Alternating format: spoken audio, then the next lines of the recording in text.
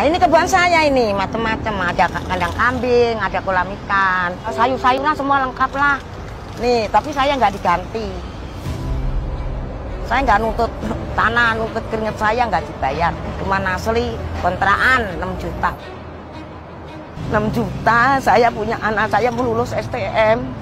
Untuk bayar kurang. Saya kasih 4 juta aja nggak mau, 5 juta aja megang 1 juta doang. Kalau salah sunat menyunat itu nggak di mana itu. Namanya manusia siapa sih nggak sama duit nggak biru. Itu simbol Betawi kita hargain. Cuman warganya juga dihargain juga. Jangan simbol doang. Waduh bahaya ntar simbol doang. Nggak ada merdeka, buset. Langsak. Merdeka dari mana? Ya bagaimana mau ngadu sama siapa? Orang semua sama nasibnya. Gak ada dipilih ya paling yang enak yang mana, ini yang mana enggak.